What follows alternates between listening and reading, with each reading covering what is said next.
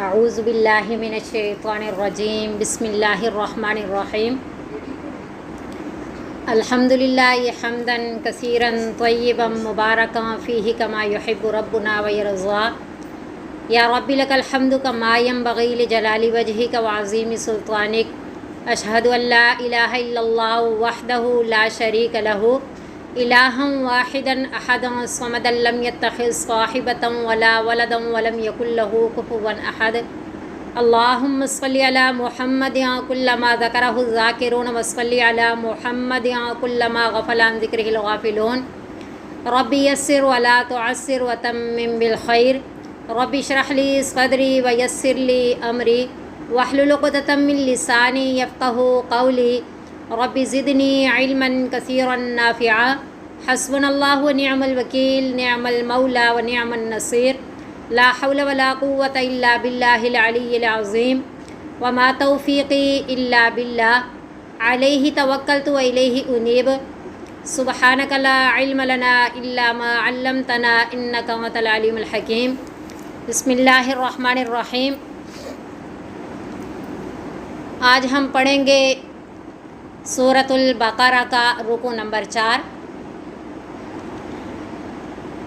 جیسا کہ سورۃ الفاتحہ کے اندر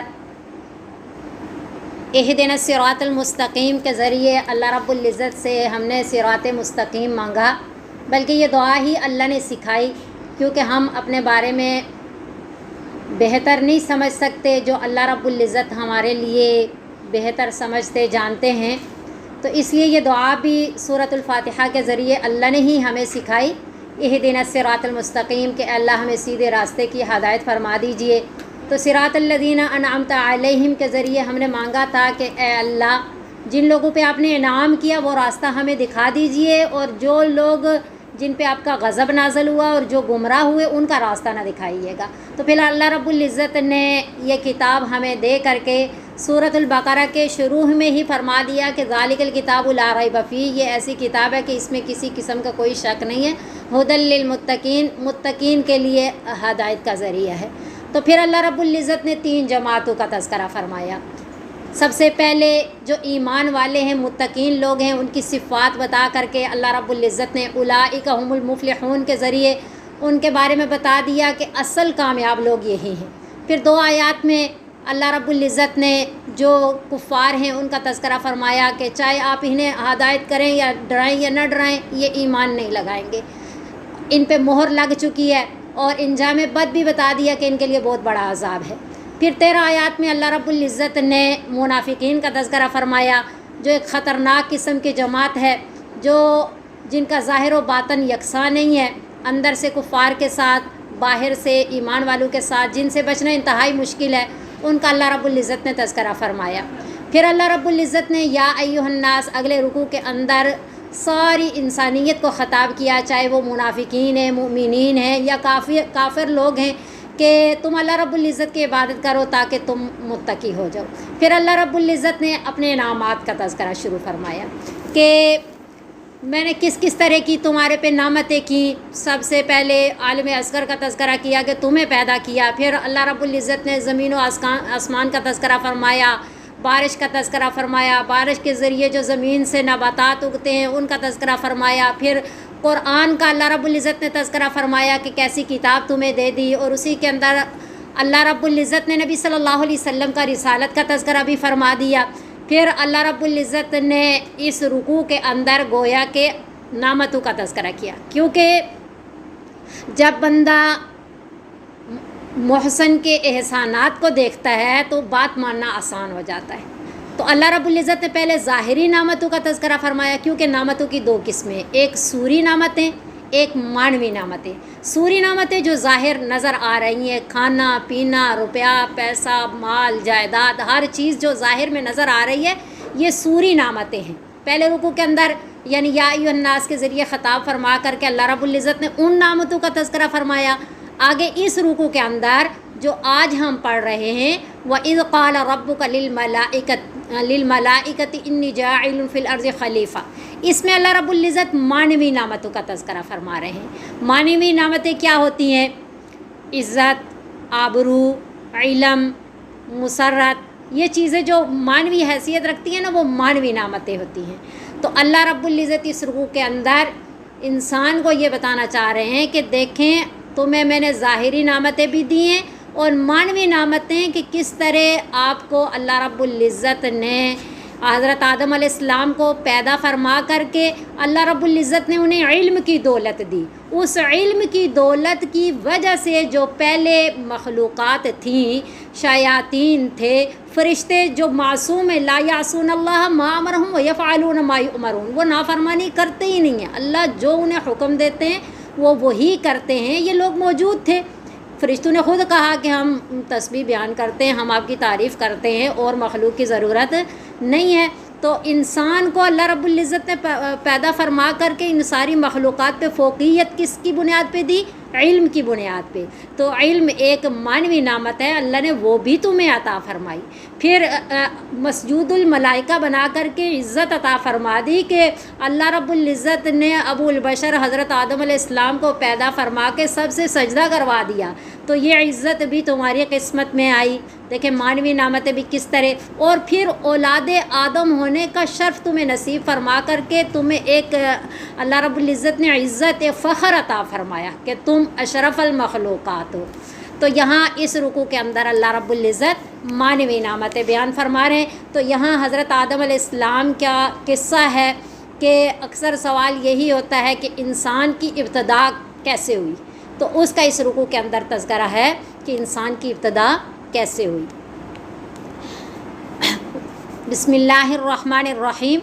وَإِذْ قَالَ، اور وہ جہاں بھی قرآن شریف میں وَإِذْ وَإِذَا کا لفظ ہے نا، اس کا معنی یہ ہوتا ہے کہ وہ وقت بھی، وہ واقعہ بھی یاد کرنے کے قابل ہے کہ اسے بھی توجہ سے سنو، غور سے سنو کہ یہ یاد رکھنے کے قابل چیزیں ہیں. تو وَإِذْ قَالَ وہ وقت بھی یاد کرنے کے لائق ہے کہ جب کہا ربک، آپ کے رب نے، للملائکتی فرشتوں سے، ملک فرشتے کو کہتے ہیں، ملک بادشاہ کو کہتے ہیں، اور ملائکہ جمع ہے. للملائکتی فرشتوں سے کہا کہ انی جاعل، بے شک میں بنانے والا ہوں، فی الارض زمین میں، خلیفۃ النائب، نائب بنانے لگا ہوں. اب یہ فرشتوں سے اللہ رب العزت نے کہا.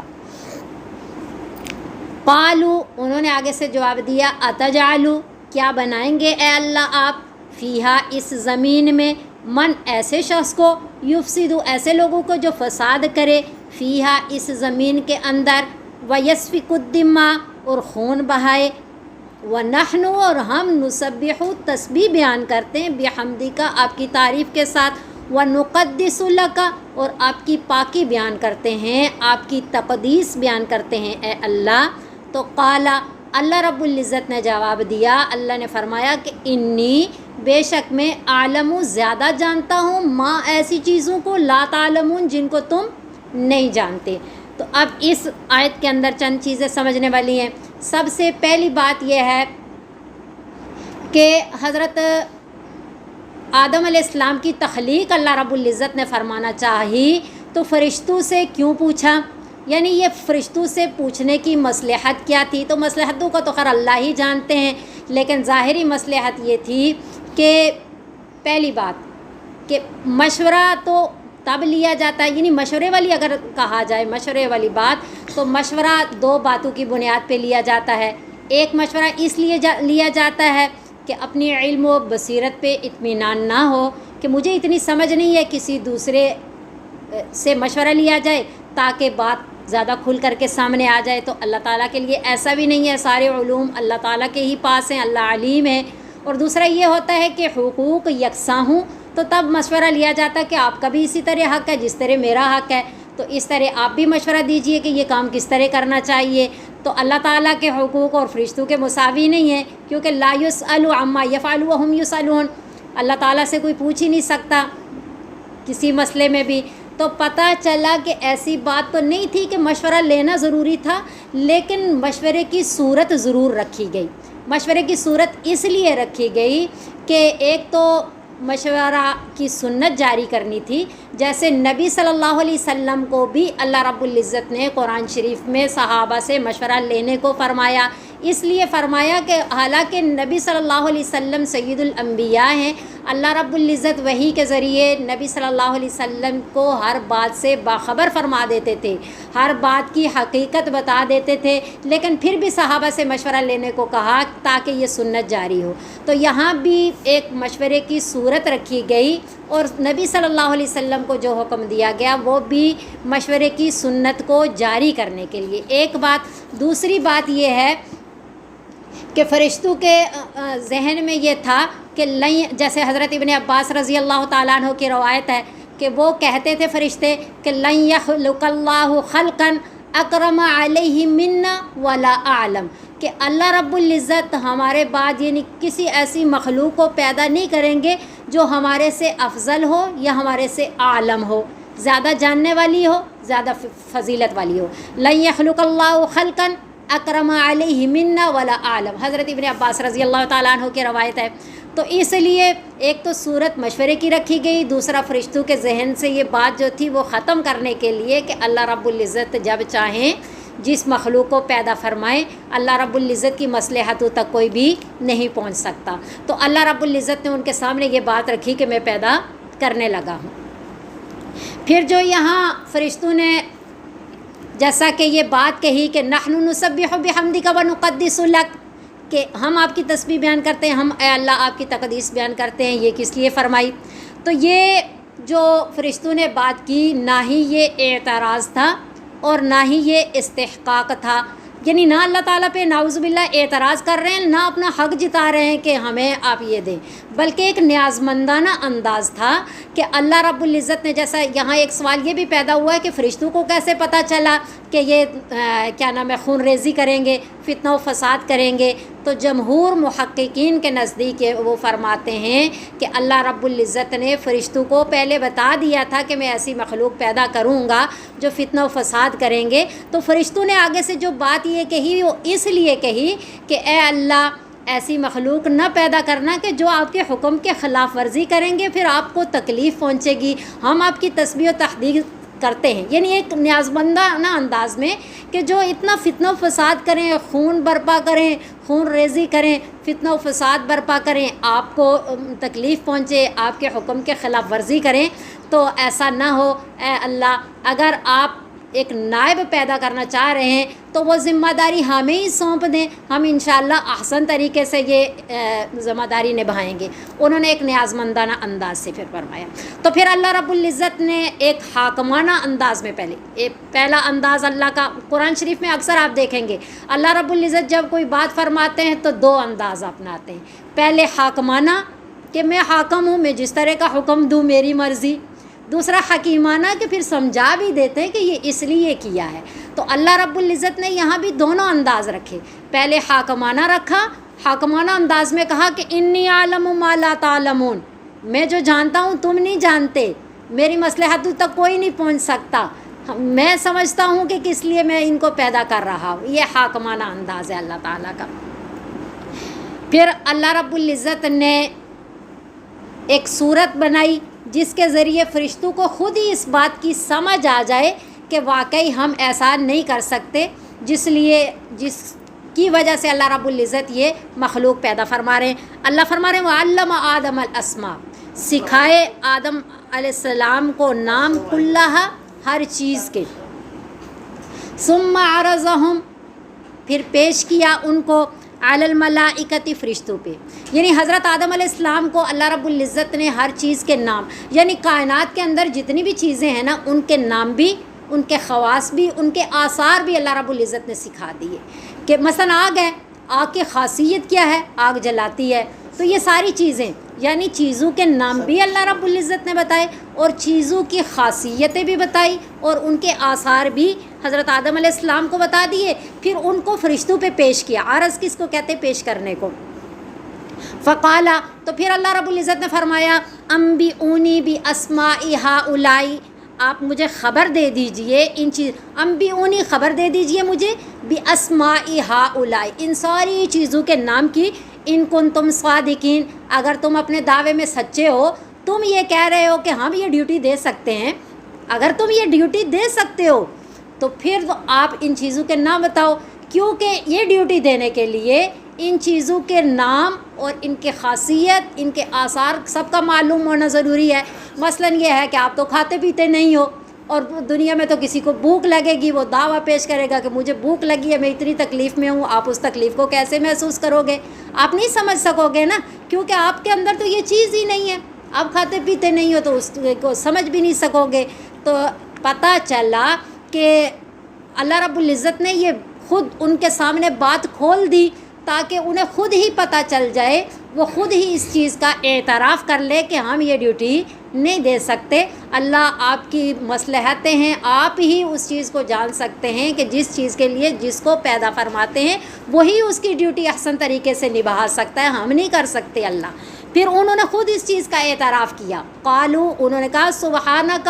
اللہ آپ کی ذات پاک ہے، ہم یہ نہیں کہہ سکتے کہ آپ نے ہمیں یہ سکھایا نہیں، حضرت آدم علیہ السلام کو سکھا دی ہے، کیونکہ کسی روایت سے، کسی حدیث سے، کسی آیت سے یہ بات نہیں ملتی کہ اللہ رب العزت نے حضرت آدم علیہ السلام کو فرشتوں سے ہٹ کر کے الگ طور پہ یہ اسماء سکھائے تھے۔ ہاں اتنی بات تھی کہ اللہ رب العزت ہی وہ چیز خاصیت انسان کے اندر رکھی ہے، یعنی جو استعداد، جو صلاحیت ان چیزوں کے ناموں کی، ان کے خاصیات کی، ان کے آثار کو سمجھنے کی حضرت آدم علیہ السلام کے اندر رکھ دی، وہ فرشتوں کے اندر نہیں تھی۔ تو سامنے بیان بھی کیا گیا تو فرشتوں کو اس کی اس طرح سمجھ نہیں آئی، کیونکہ ان کے اندر وہ استعداد موجود نہیں تھی۔ یہ بات بھی ہے۔ دوسری یہ بھی بات ہے کہ اللہ رب العزت نے حضرت آدم علیہ السلام کی فطرت کے اندر ہی یہ چیز رکھ دی تھی۔ تو فرشتوں نے اس چیز کا اعتراف کیا کہ لا علم لنا، نہیں ہے علم ہمیں، الا ما علمتنا، مگر جو آپ نے ہمیں سکھا دیا، جتنا آپ نے ہمیں سکھایا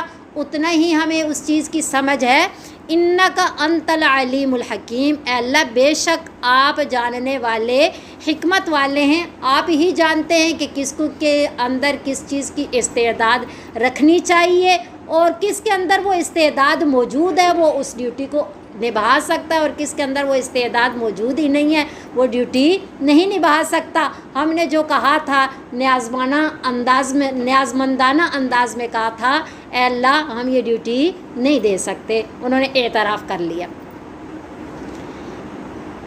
تو دنیا کے اندر بھی آپ دیکھیں نا کہ بچوں کو ایک حاکمانہ انداز سے سمجھائیں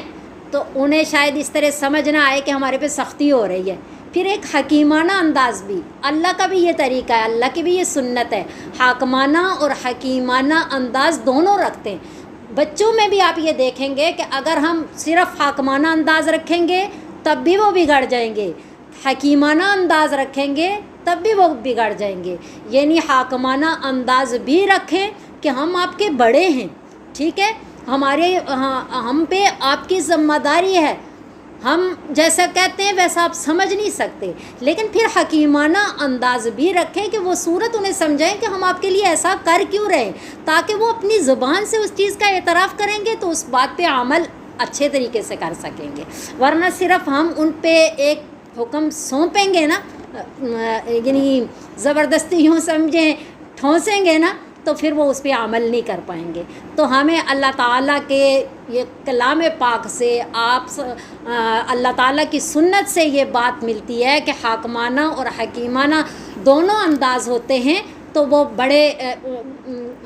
کام کر جاتے ہیں، پھر عمل کرنا آسان ہو جاتا ہے۔ تو قال یا آدم، پھر اللہ رب العزت نے ایک اور صورت رکھی، قال کہا یا آدم، یعنی اعتراف انہوں نے خود کر لیا، لیکن پھر یہ ہو سکتا ہے نا کہ شاید ایسے ہی کہا گیا ہو، ان کو اس بات کی سمجھ نہ ہو، ہمارے سے تو پوچھ لیا، ان سے تو پوچھا ہی نہیں ہے۔ پھر اللہ تعالیٰ نے کیا کہا، یا آدم، اے آدم، انبئہم، آپ خبر دیجئے ان کو، باسمائہم، ان چیزوں کے ناموں کی۔ اب پیچھے اور آگے میں فرق دیکھے، وہاں جب فرشتوں سے کہا تو کہا اللہ نے انبئونی، مجھے بتاؤ، مجھے بتاؤ۔ یہاں آدم علیہ السلام کو جب کہا تو کہا ان فرشتوں کو بتاؤ۔ تو اس میں کیا ہے کہ حضرت آدم علیہ السلام کی یہاں بھی اللہ رب العزت نے شان بیان فرمائی کہ ان کو علم عطا فرمایا، تو استاذی شاگردی والا انداز رکھوا دیا کہ آپ انہیں بتائیے، آپ انہیں پڑھائیے، یعنی آپ کو تو علم ہو گیا، آپ انہیں ان چیزوں کے ناموں کی خبر بتا دیجئے۔ فلما انبأہم، پس جب ان کو بتایا، خبر دی ان کو، باسمائہم، ان چیزوں کے ناموں کی، تو قالا، فرمایا، الم اقل لہم، جب حضرت آدم علیہ السلام نے بتا دیے، فرشتے نہیں بتا سکے تو اللہ رب العزت نے پھر دیکھے، پھر جیسا میں آپ کو بتا رہی ہوں نا کہ بچوں کو بات سمجھائے تو پھر بندہ بڑے ایک یقینی انداز میں کہہ سکتا ہے کہ دیکھیں میں نے یوں کہا تھا، اب سمجھ آئی آپ کو؟ تو ایسے اللہ فرما رہے ہیں کہ الم اقل لکم، کیا میں نے تمہیں نہیں کہا تھا، انی عالم، بے شک میں زیادہ جانتا ہوں، غیب السماوات، ایک مثال دے رہی ہوں ہم اللہ تعالیٰ کے ساتھ، تو نعوذ باللہ ایسی کوئی وہ پیش نہیں کر رہی میں، لیکن مثال کے طور پہ کہہ رہی ہوں اپنے اس ایک انداز میں، انی عالم، بے شک میں زیادہ جانتا ہوں، غیب السماوات والارض، آسمانوں کے غیب اور زمین کی، یعنی ساری غیب کی باتوں کو جاننے والا میں ہوں، مجھے معلوم ہے کہ حضرت آدم علیہ السلام کے اندر میں نے وہ استعداد رکھ دی ہے، وہ خلافت الہیہ، نیابت الہیہ کی ڈیوٹی آسان طریقے سے نبھا سکیں گے، یعنی میں نے انہیں نائب بنایا، اقتدار اعلیٰ اللہ ہی کا ہی ہے، تو دنیا کے اندر جو احکام شرعیہ نافذ کرنے ہیں، جو حدود و قیود بتائی گئی ہیں، اور جو چیزوں کے نام، ان کے آثار، ان کے خاصیات بتائی گئی ہیں، اس اعتبار سے سارا نظام یہ بنا سکتے ہیں، یہ میں زیادہ جانتا ہوں۔ وَأَعْلَمُ مَا تُبْدُونَ وَمَا كُنْتُمْ تَكْتُمُونَ، اور زیادہ جانتا ہوں جو تم ظاہر کرتے ہو اور جو کچھ تم چھپاتے ہو۔ پھر مزید حضرت آدم علیہ السلام کو، انسانیت کو عزت دینے کے لیے اللہ رب العزت نے عملاً بھی ایک کام کروایا، تاکہ ان دونوں مخلوق کو، فرشتوں کو بھی اور جنات کو بھی، حضرت آدم علیہ السلام کا جو فوقیت ہے وہ سمجھ آ جائے کہ ان کو اللہ رب العزت نے علم کی وجہ سے زیادہ فوقیت عطا فرمائی ہے، یہ اشرف المخلوقات ہیں۔ فرشتوں کے اندر اللہ رب العزت نے خیر ہی کا مادہ رکھا ہے، اور جنات کے اندر شر کا مادہ رکھا ہے، گو کہ بہت سارے جنات مسلمان بھی ہوئے کیونکہ ان کے اندر شر کا مادہ تو ہے، لیکن غالب مادہ وہ ہے، کچھ نہ کچھ خیر اللہ رب العزت نے ان کے اندر بھی رکھی ہے، لیکن جو انسان کو پیدا کیا اس میں خیر اور شر دونوں کا مادہ رکھا، یعنی برابر سرابر رکھا، اگر خیر کو آگے لے گیا تو فرشتوں سے اوپر چلا جائے گا، اور اگر شر کے مادے کو آگے لے گیا تو یعنی شیاطین سے بھی نیچے چلا جائے گا، جانوروں سے بھی بدتر ہو جائے گا۔ تو فرشتوں کے اندر کیا رکھا؟ خیر کا، وہ معصوم ہیں، ان سے گناہ سرزد ہوتا ہی نہیں ہے، لا یعصون اللہ ما امرہم ویفعلون ما یؤمرون، جیسا انہوں نے خود کہا کہ اللہ ہم آپ کی تسبیح و تقدیس کرتے ہیں، تو جیسا ہم سانس لیتے ہیں ویسے فرشتے عبادت کر رہے ہوتے ہیں، جیسا ہماری موت ہے کہ ہم سانس رک جائے تو ختم، اسی طرح ان کی عبادت رک ہی نہیں سکتی، لگاتار سانس کی طرح چل رہی ہے۔ تو اللہ رب العزت نے یہاں ایک عملاً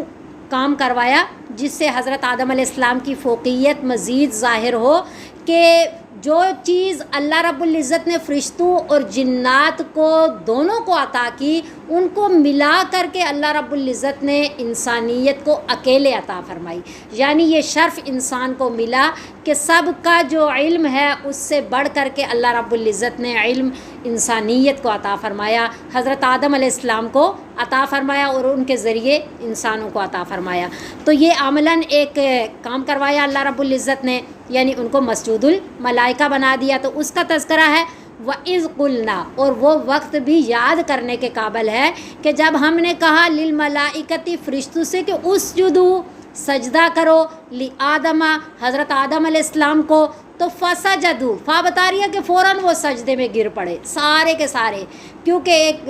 ثم آتا ہے نا، ثم تاخیر کے لیے آتا ہے کہ بہت بعد میں ایسا ہوا، تو فسجدوا، پس انہوں نے سجدہ کیا، الا ابلیس، سوائے ابلیس کے۔ یہاں جب حضرت آدم علیہ السلام کو سجدہ کروانے کا حکم آیا نا، تو اسجدوا، سجدہ کرو، فرشتوں سے کہا، تو جب اللہ فرما رہے کہ میں نے فرشتوں سے کہا تو پتہ چلا یہ حکم صرف فرشتوں کو تھا، لیکن جب استثناء کیا گیا تو کہا ساروں نے سجدہ کیا لیکن شیطان نے سجدہ نہیں کیا، تو یہاں پتہ چلا کہ دیکھیں اس وقت کی جو بڑی مخلوق تھی، یعنی معزز مخلوق تھی، اس کا تذکرہ کیا، حالانکہ یہ حکم سب کے لیے تھا۔ اس وقت کی جتنی ذوی العقول مخلوق تھی، سب کے لیے سجدے کا حکم تھا۔ تو بعض روایات میں ہے کہ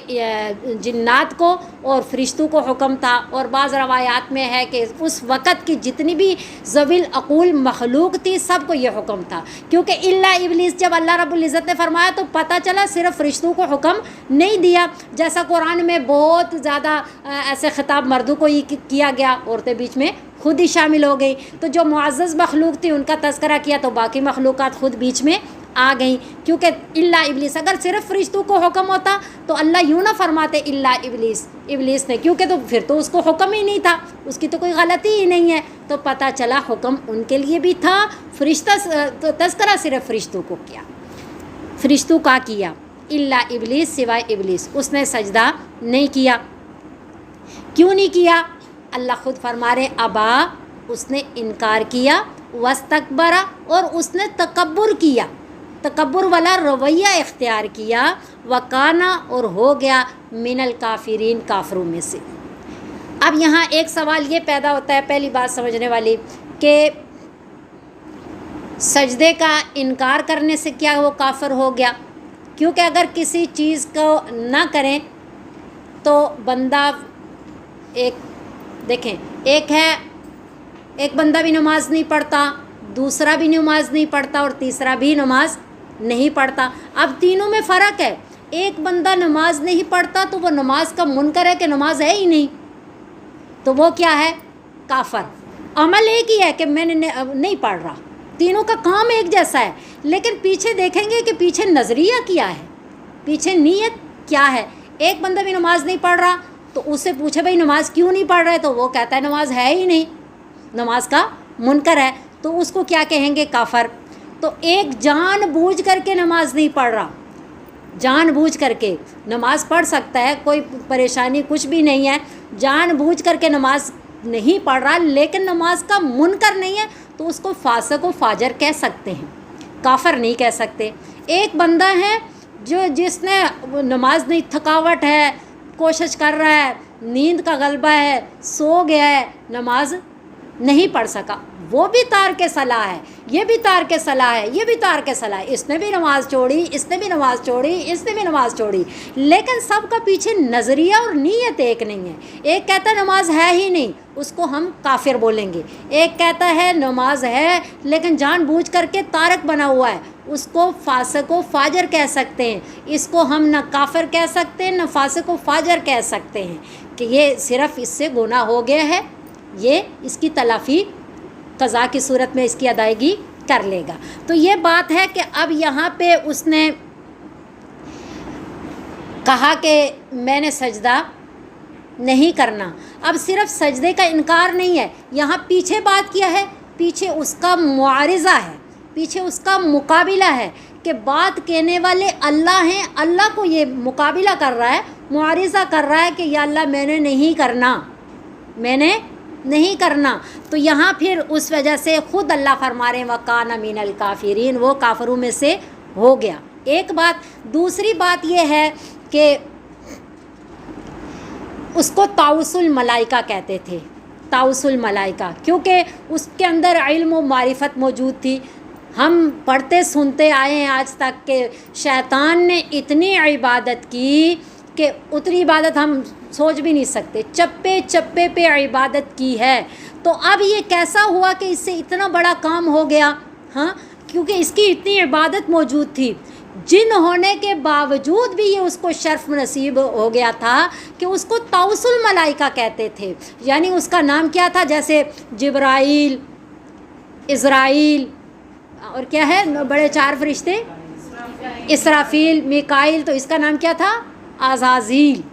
یعنی باوجود اس کے کہ یہ آگ سے بنا ہے اور یہ جنات میں شامل ہے اور اس میں شر کا مادہ غالب ہے، اور یہ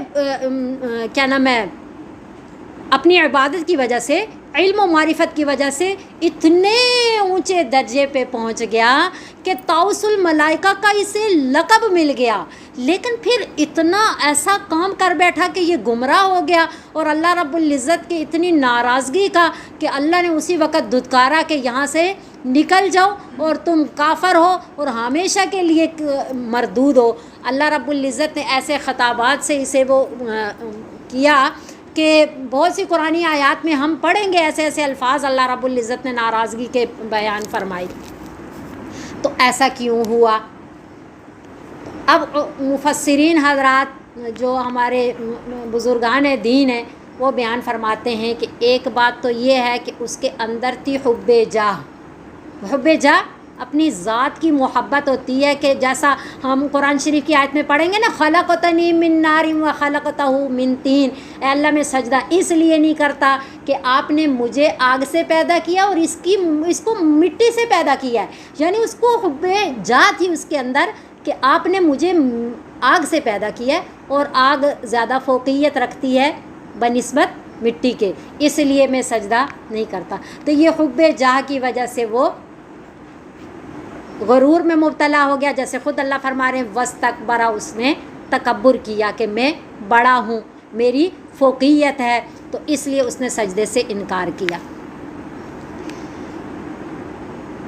بزرگ فرماتے ہیں بہت سخت، یہ جب میں قول پڑھ رہی تھی تو اتنا جھٹکا لگا اندر نا کہ اللہ رب بعض دفعہ انسان سے کوئی ایسا گناہ سرزد ہوتا ہے کہ تائید حق جو ہے وہ اس انسان کو چھوڑ دیتی ہے. اس کے بعد جتنی اس کی کوشش جو سعی ہوتی ہے وہ اس کو گمراہی میں ہی بڑھا رہی ہوتی ہے، ہدایت کی طرف نہیں لے کر کے جاتی. یہ اتنے سخت الفاظ ہیں کہ بعض دفعہ انسان سے ایسا کوئی گناہ سرزد ہو جاتا ہے کہ تائید حق یعنی اللہ تعالیٰ کی مدد اس کا ساتھ چھوڑ دیتی ہے. اس کے بعد اس کی ہر کوشش اسے گمراہی ہی کی طرف لے کے جاتی ہے، ہدایت کی طرف نہیں لے کر کے جاتی. تو اس کے اندر اتنا علم و معرفت تھا، اتنی عبادت تھی، لیکن اس نے ایک ایسا جرم کیا کہ اللہ رب العزت سے معارضہ کیا اور حب جاہ اپنی ذات کی محبت کو لے کر کے اللہ کے صریح حکم کو بالکل سامنے منکر بن بیٹھا. تو اللہ رب العزت نے اس کو ہمیشہ کے لیے مردود قرار دے دیا. تو اللہ رب العزت ہماری حفاظت فرمائے. ہمیشہ اللہ تعالیٰ سے دعا کرنی چاہیے کہ اللہ ہمیں ہر گناہ سے محفوظ رکھنا، بالخصوص ایسے گناہوں سے. نبی صلی اللہ علیہ وسلم کی میں اسی لیے کہتی ہوں نا کہ آپ صلی اللہ علیہ وسلم کی دعائیں اتنی جامع ہیں کہ ہم ان الفاظ کے ساتھ دعائیں نہیں مانگ سکتے. اس لیے نبی صلی اللہ علیہ وسلم کی جو عربی کی دعائیں ہیں آپ صلی اللہ علیہ وسلم کی زبان اقدس سے نکلی ہوئی وہ ہمیں یاد کرنی چاہیے کہ غلطی سے بھی ایسی کوئی بات ہو جائے تو اللہ رب العزت سے فوراً معافی مانگ لینی چاہیے کہ اے اللہ کبھی ہمارے سے ایسا گناہ سرزد نہ ہو جو آپ کی اتنی بڑی ناراضگی کا سبب بن جائے کہ آپ کی مدد ہمارے سے ہٹ جائے. ایسا اللہ کبھی بھی نہ ہو. اے اللہ ہمیں محفوظ رکھنا، اے اللہ ہمیں بچائے رکھنا. اور یہاں سے نقطہ نکالا مفسرین حضرات فرماتے ہیں کہ علم و معرفت کا، ایمان کا زیادہ ہو جانا کافی نہیں ہوتا، اصل ہے معتبر نہیں ہوتا، بلکہ اس کا آخر تک لے کر کے چلنا اور آخرت کی منازل کے اول میں موجود ہونا ضروری ہے.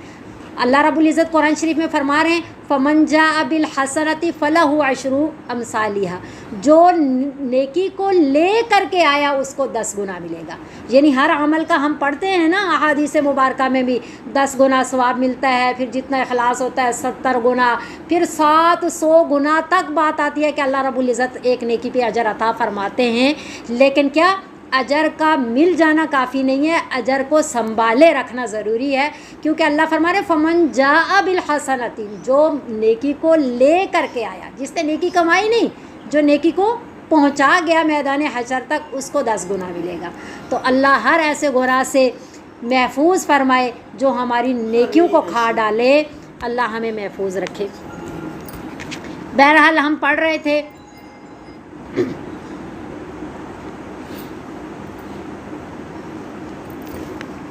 وَإِذْ قُلْنَا لِلْمَلَائِكَةِ اسْجُدُوا، جب کہا ہم نے فرشتوں سے کہ سجدہ کرو آدم علیہ السلام کو، فَسَجَدُوا إِلَّا إِبْلِيسَ، پس سجدہ کیا سب نے مگر ابلیس نے انکار کیا اور تکبر کیا اور ہو گیا کفار میں سے، کافروں میں سے. اب یہاں سجدہ کرنے کا، سجدہ تو صرف اللہ تعالیٰ کا حق ہے، یہاں فرشتوں کو سجدہ کرنے کا اور جنات کو سجدہ کرنے کا اور ذوی العقول مخلوق کو سجدہ کرنے کا حکم دیا گیا، اللہ نے خود دیا، یہ کیسا تھا؟ جیسا سورہ یوسف میں ہم پڑھتے ہیں کہ فخروا لہ سجدا، حضرت یوسف علیہ السلام کے لیے ان کے بھائی، ان کے والد وغیرہ سجدے میں گر پڑے، تو یہ سجدہ کیسا تھا؟ وہ سجدہ بھی اور یہ سجدہ بھی تعظیمی سجدہ تھا۔ تعظیمی سجدہ پہلی شریعتوں میں جائز تھا، اب کی شریعت میں یعنی شریعت محمدیہ میں تعظیمی سجدہ جائز نہیں ہے۔ پہلے جو بھی نبی آئے وہ ایک مخصوص امت کے لیے آئے، ایک معین وقت کے لیے آئے، ایک نبی کے بعد دوسرا نبی آتا وہ اور شریعت یا اسی شریعت کو لے کر کے چلتا، تو بہرحال یہ ہوتا تھا کہ جو کمیاں ہوتی تھی وہ اگلا نبی بتا دیتا تھا، جس طرح کی بات ہوتی تھی۔ لیکن نبی صلی اللہ علیہ وسلم خاتم النبیین ہیں، آخری نبی ہیں۔ آپ صلی اللہ علیہ وسلم کو جو شریعت دی گئی تا قیامت کے لیے ہے، قرآن جو ہے ہمیشہ کے لیے ہے۔